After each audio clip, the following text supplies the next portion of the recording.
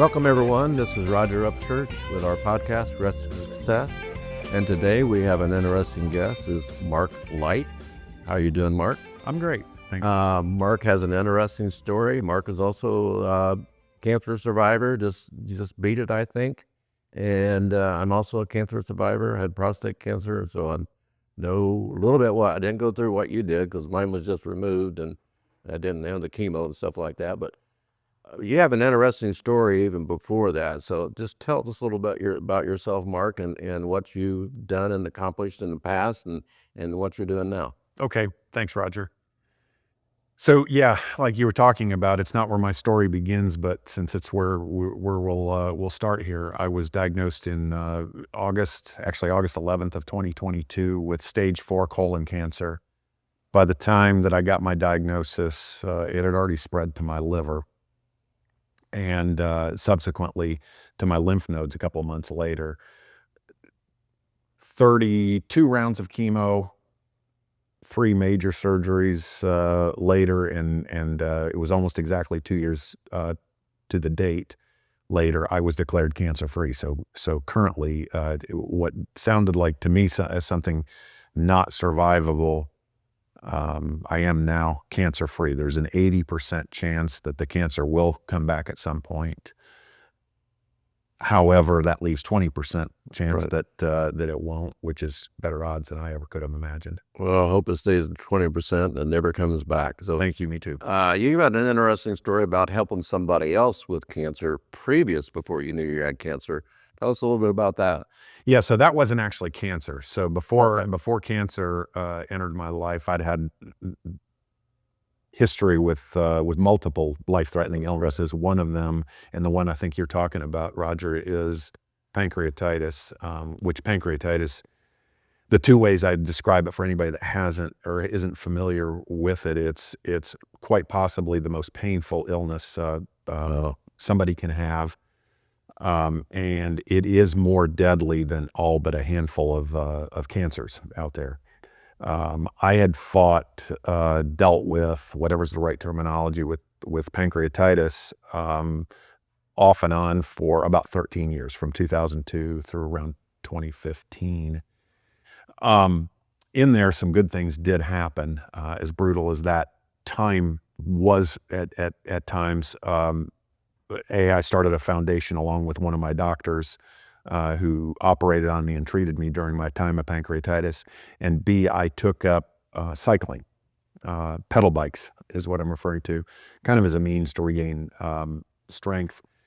Started dreaming about ideas and where I could where and how far I could ride a bicycle, and a wonderful opportunity arose in 2016 where I ended up, there was a little girl in Noblesville, Indiana, here not far from where we are right now, who had a childhood form of pancreatitis, and she needed a life-saving surgery.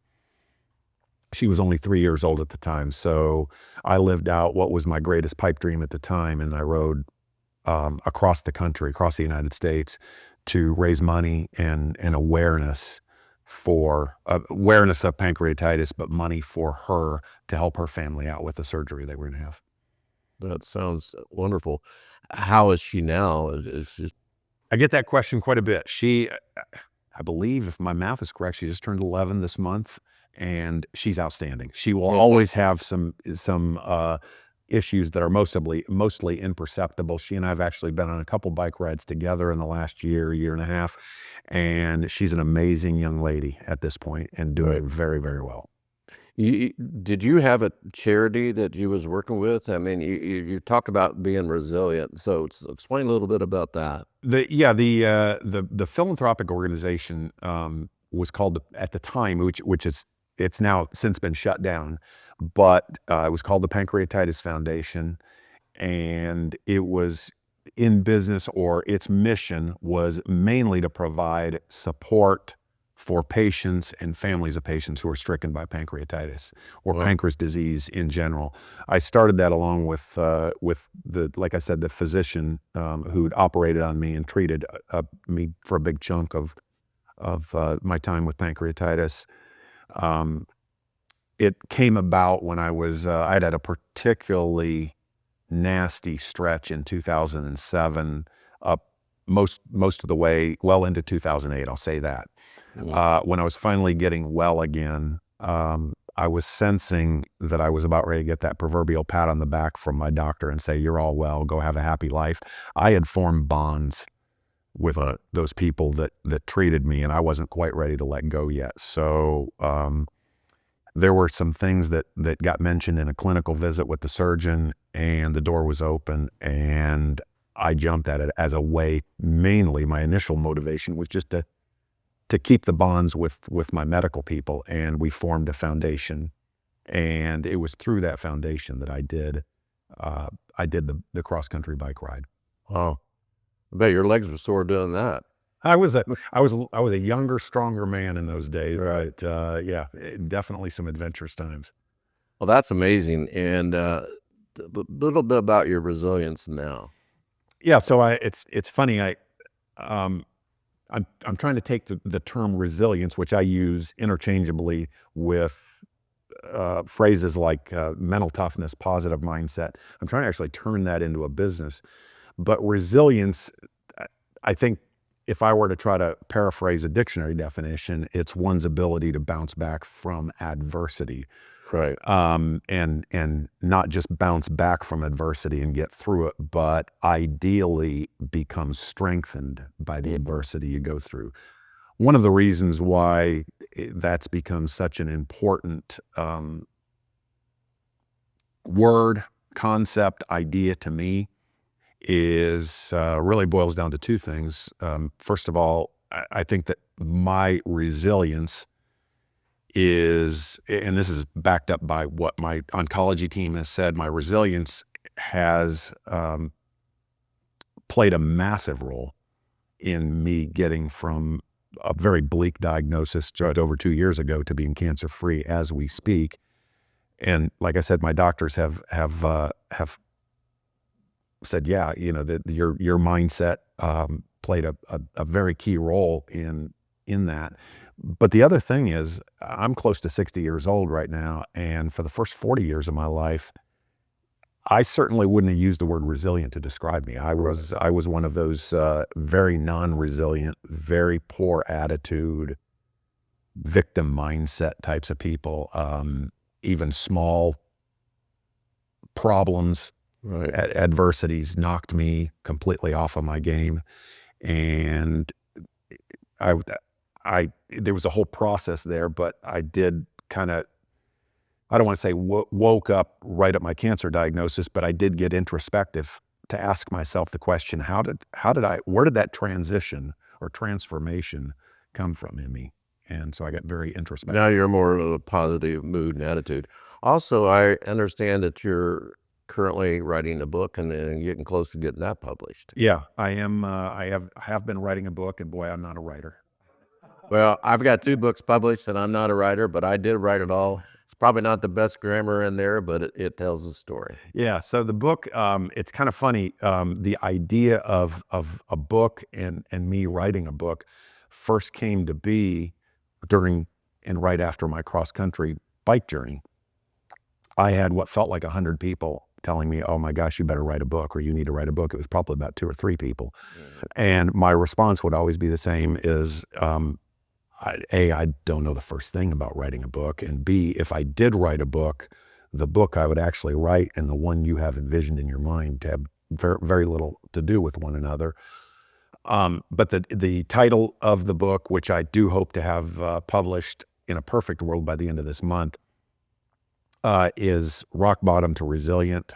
And the subtitle, I won't go into all that, but it is, just as I was talking about, I did a lot of self-reflection on where my transformation came from, because I hadn't always been that way. And the book is essentially a culmination of what I was able to come up with through self-reflection on how I became a very resilient, very mentally tough, I think by anybody's standards, anybody that knows me would use those terms to describe myself. How very specifically I was able to make that transformation, but it also mixes in, for illustrative purposes, some of my stories with my illnesses, from my business my time in business. I had some legal issues not long ago, and I touch on that, my bike ride and all of that type of thing. Well, we've all got stories, and I've got a lot of stories in my books, and we'll have you back on once your books are published and help try to promote that for you. Awesome. Okay, we're going to take a short break, and we'll be right back.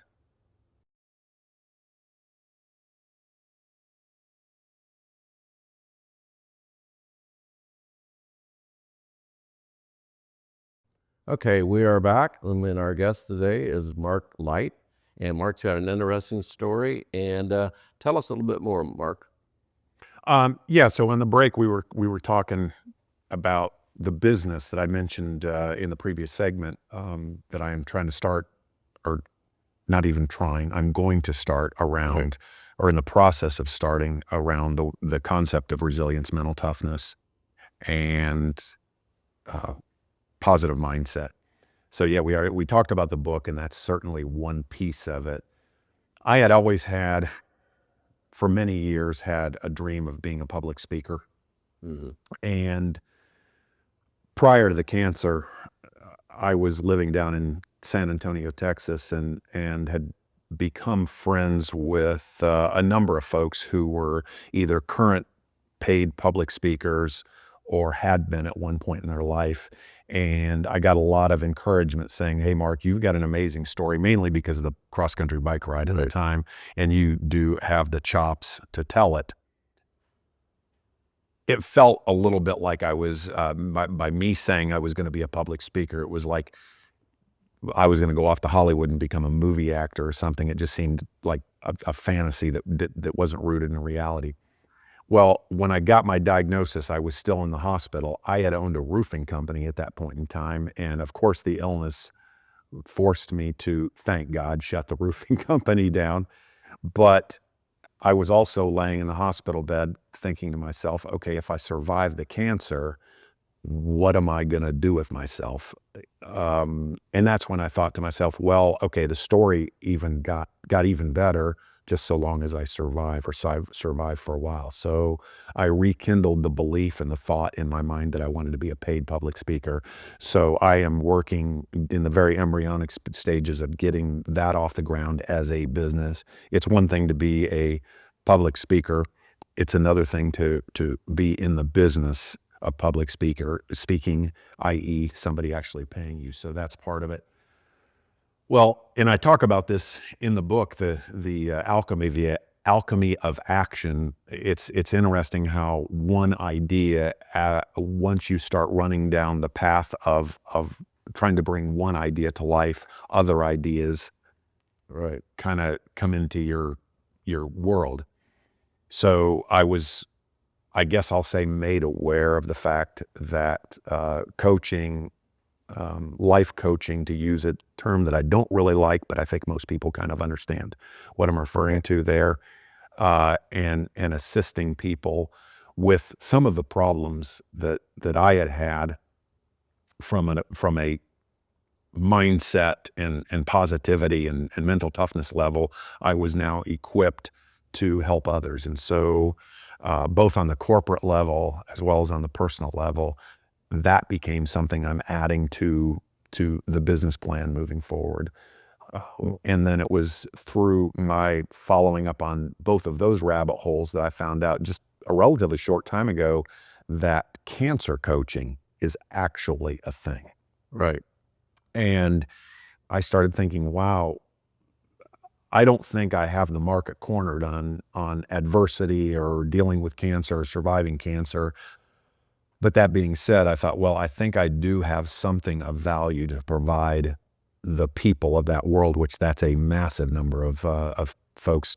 I think it's 17 million Americans just in America right now are dealing with cancer, with another 1.9 million people per year who become newly diagnosed with cancer. And both of those numbers are expected to double, I believe, by 2040.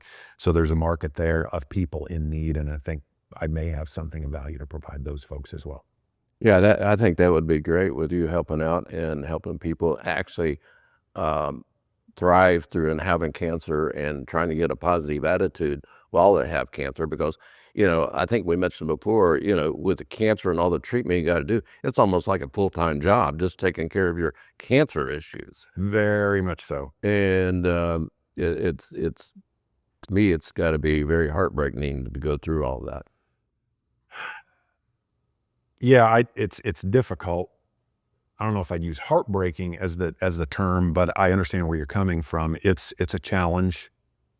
I was prepared for the challenge, but it entails, I think, a lot more than I'm thinking about this stuff now through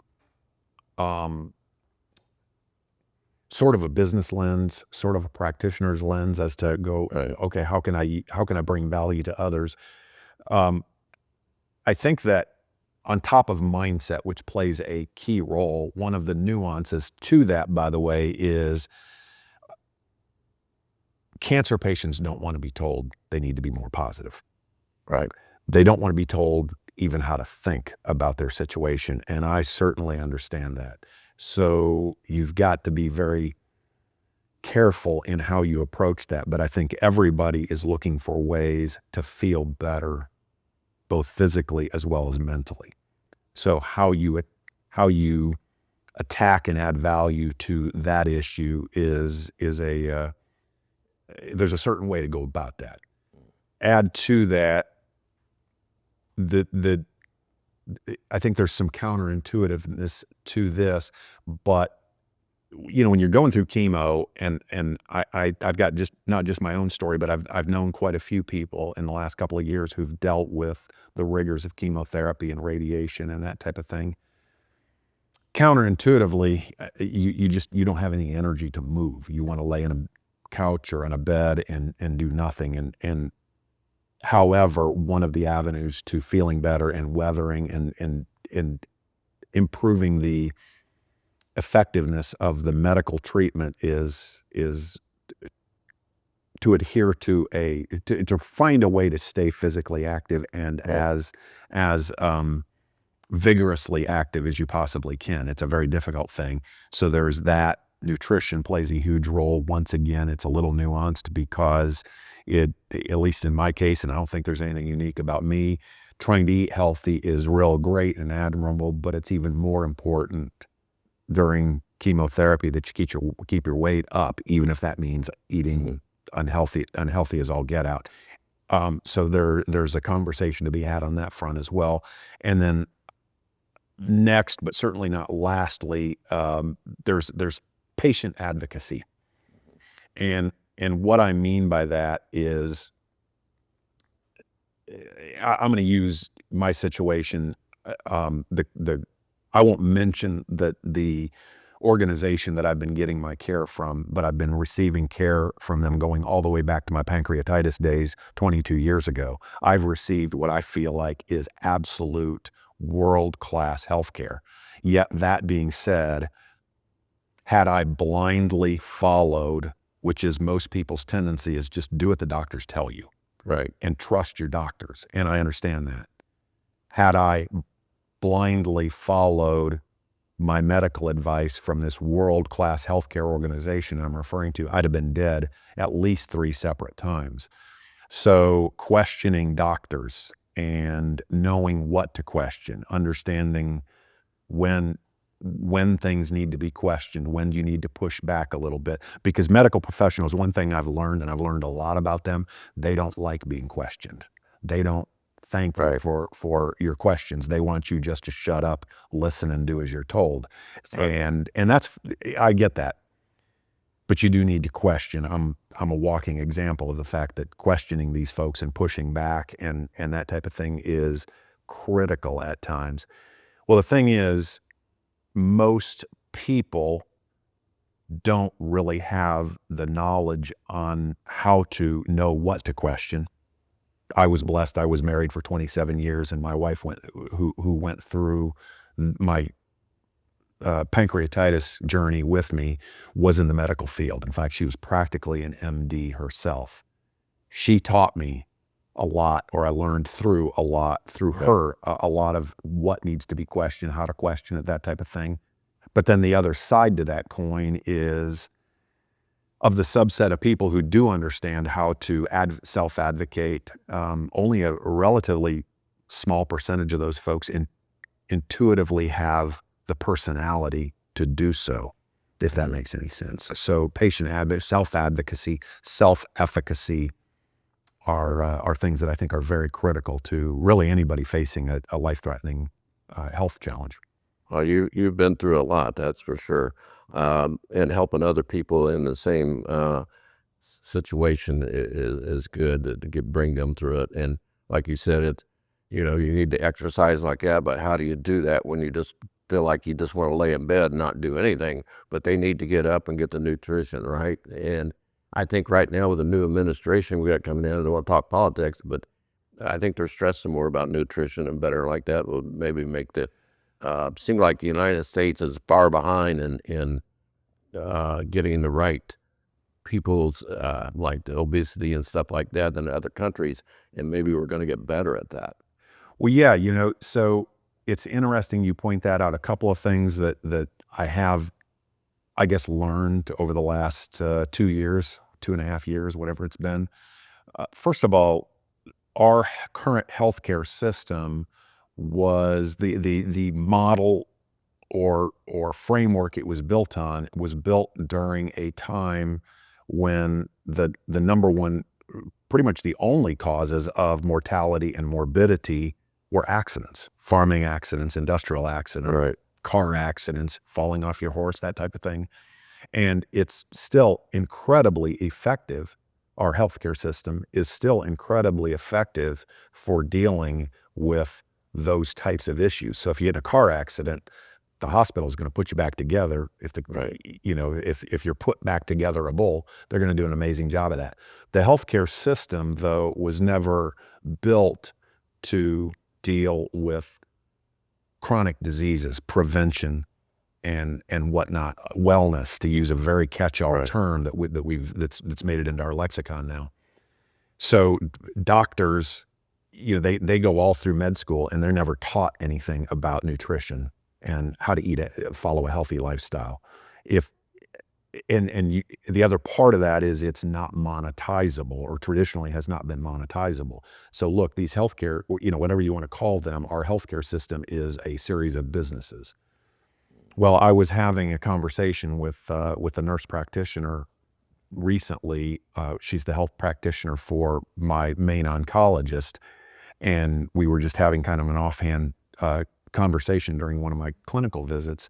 And the good news is the healthcare system has realized, or is very much in the process, very long process of realizing that they need to shift to understand, look, most of the reason why people go to doctors and hospitals and that type of thing now are not accidents anymore.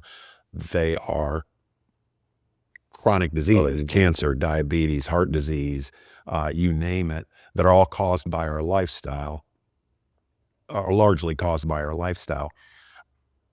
The healthcare system has long since recognized this, but it's a massive paradigm shift to get them to become better at helping keep people well. She acknowledged, it's interesting because she acknowledged, look, one of the big things, one of the big dominoes that needs to fall to bridge that gap that currently exists is they have to figure out, how do we monetize the wellness versus treating symptoms and fixing people up and putting them out on the street only to get sick again or remain sick.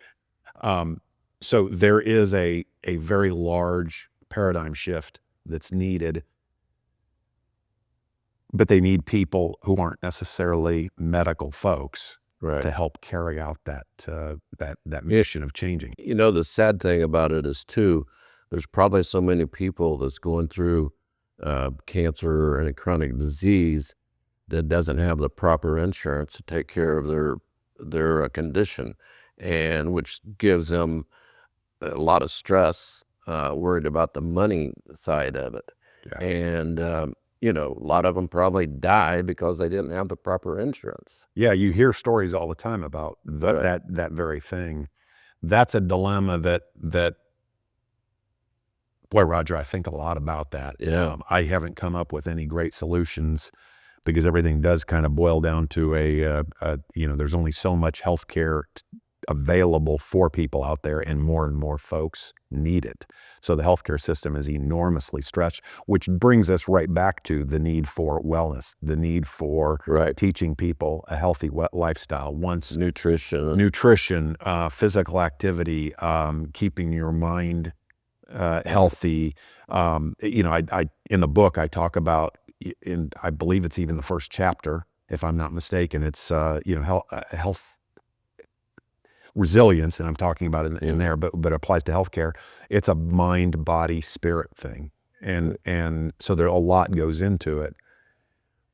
But we as a society, it's kind of funny, it's and ironic at the same time. Western civilization, and I'm talking about Western civilization, not just in the U.S., but we live longer than anybody and live a higher lifestyle than anybody in the history of the human race, and yet we're the sickest bunch of people also in the history of the human race. So there's a lot of opportunity, and you could take a ton of stress off of the healthcare system and the money and that type of thing if you can teach people one of two things, ideally both. One is how to stay out of the doctor's office in the first place, and second of all, how to do your part once you do enter the healthcare system because of a chronic disease. Say, how do you do your part to not be just a passive patient, but how do you do your part to help make that healthcare you're receiving more effective, and then keep you once you're, which hopefully you do become well again. How do you stay out of the healthcare system, from going back in and having that was, and that type of thing. And I think there's where the largest gap exists, at least from what I can tell, and certainly what I've experienced. Exactly. And the name of your book again is, Mark? It is, I have to think because I've changed the title a few times. It is Rock Bottom to Resilient. Rock Bottom, which is the subtitle, and I'm going to butcher this, so don't hold me to this, but it's 10 strategies for remaining unshakable when the shit hits the fan. Gotcha. Because one thing that I can absolute say, and I think that you would certainly agree, in fact most people would agree, problems, no matter what you do, problems in life, adversity, pain, difficulty, it's inevitable. Exactly. Well, we'll definitely keep that in front of us, and when you get back on another segment, we'll introduce your book and promote it out there as well. Well, thank you, Mark, for being with us, and rest you success. We'll have a guest for our next podcast, and we're not sure about the topic yet, but we'll let you know on that. And again, you can look at my books available on Amazon and rogerwfchurch.com. And thank you for being with us today. But we do need your donations, and our sponsorship helps. So if you want to be a sponsor, contact us. And if you want to donate, you can go to rogerwfchurch.com. Thank you.